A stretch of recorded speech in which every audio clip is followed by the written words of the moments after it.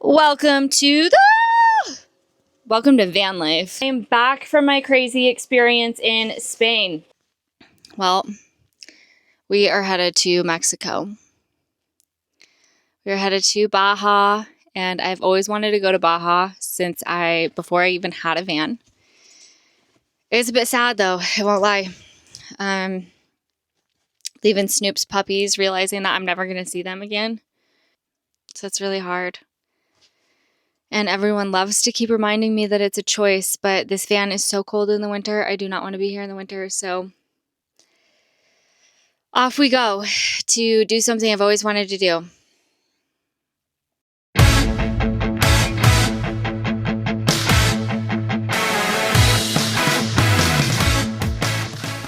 Just made it.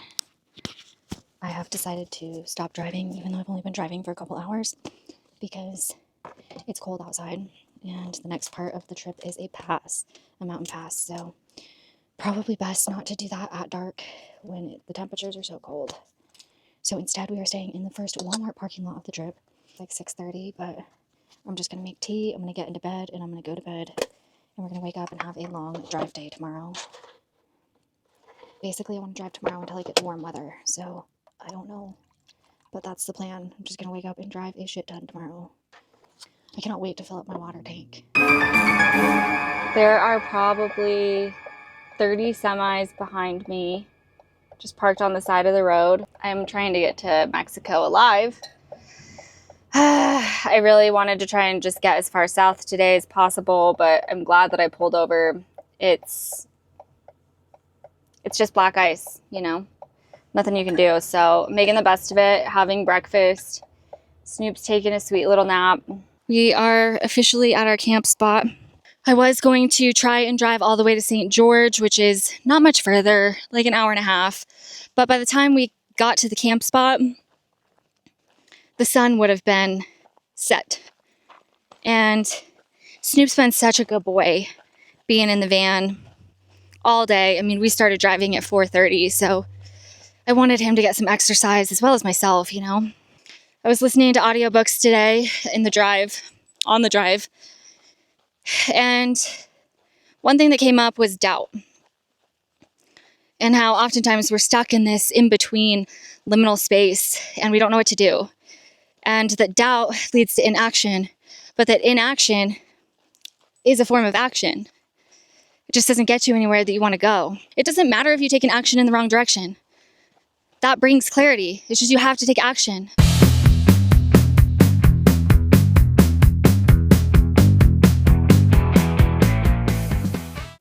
Sometimes I forget how lucky I am. I get so caught up in what's next, what needs to be done, that I don't take time to sit and appreciate exactly where I am.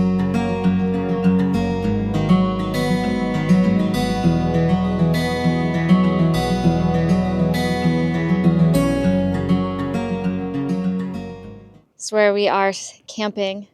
Decided to leave the Home Depot parking lot. I've been there for the last couple of hours because I am trying to fix this pipe right here. This thing is a little challenging to use. And it's not working out too well. Okay, so first things first, I need the shark bite disconnector clip because I did not install it properly. Okay, water source is off, pump is off.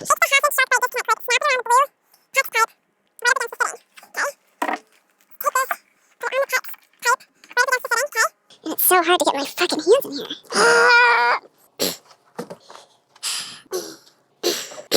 Fuck this shit. I fucking hate this shit. There's no water. There's no water. I fixed it. We fixed it, Snoop. We fixed it.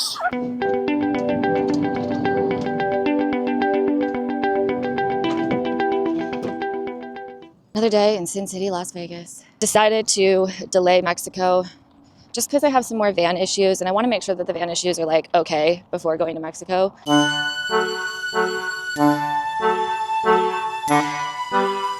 I honestly got a little bit juiced up fixing the pipes.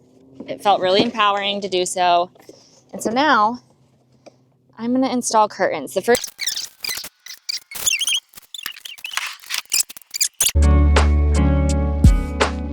limit that I'm working on this week is allowing creativity to be part of my work process. Sometimes have shamed creativity. You know, growing up, I was a kid that loved arts and crafts. And in my adult life, it's like those arts and crafts kind of stopped because it's childish. It's not going to get you anywhere. It's not going to get you any money. Why am I shaming creativity? I wonder what it would look like if creativity could be part of my business process and part of my life again. But where's that little girl that really loved creating jewelry or picture frames out of wooden sticks? I miss that girl. I miss that creativity, that play, that connecting with yourself and realizing that you can create something beautiful with what you have. Financially, resource-wise, whatever the case may be. Like, I didn't have a sewing machine to make these curtains. I had a pair of scissors and I had a lighter to be able to burn the seams so that they don't keep running. And yet I created something beautiful. And so my limit this week is to allow creativity to exist without shaming it, which I've kind of already been doing with the curtains, but I'm going to take it to the next level and I am going to build a bookshelf. Today is the day that I build a bookshelf. Well, the more that I look into this, the more I realize it's going to be a little bit of a pain in the ass. So it turns out that I really need to use a rivet, which needs a special tool. And aside from that, it means I need to drill into the metal. This morning I was like, well, do I even really want to build a bookshelf? Because I'm going to build a bookshelf and then I'm going to want to frame out the door. And so I'm going to want to frame it and then put the bookshelf. That just makes more sense. But I cannot stand these books around here. So I'm going to Home Depot today and I'm going to figure this out. This is what we ended up going with, which is going to make it a lot easier. So I ended up finding some bins from the thrift store. And these are coming in clutch. And then I found these at Hobby Lobby. They are brand new. I was originally looking for ones that would be wide enough to actually fit some of my books.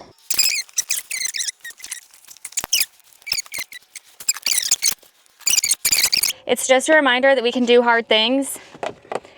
And if something isn't working out the way that you had originally planned, try and find a new solution because there are so many different ways to complete a task. And we get so hooked on it needing to be the perfect one, the one that we imagined in our mind, that keeps us from taking action. It impacts our life in a negative way. So don't do that. Think of a different alternative, go for it, do a micro action, and I tell ya, it feels so good. But this video right here is the first video where I'm actually putting my limit list into action of what I always envisioned my YouTube channel to be, which is crossing off a limit. One at a time, taking you with me and letting you see that they don't have to be these big things, right? Mine was just allowing creativity to be part of my process without letting there be shame. This YouTube channel for me is going to be a continuation of that, just allowing my creativity to show up how it wants to without it needing approval. I'm doing it for me just as much as I hope that you watching this see it and think of, well, where am I holding myself back? Where are those incompletions that are draining my energy every day that I need to take care of? Maybe it's cleaning out a closet, getting rid of some clothes that you don't wear, getting rid of 2 extra bottles of cleaning stuff because it never fits in there and you end up trying to shove it in every time and you hate cleaning with this one anyways. Get rid of it. What's that incompletion? Because that's a limit that's keeping you held back. And it might not take you that long. It might just take you a Saturday afternoon to knock out a bunch of these. If you relate to this, if there's something you want to share, put it in the comments below.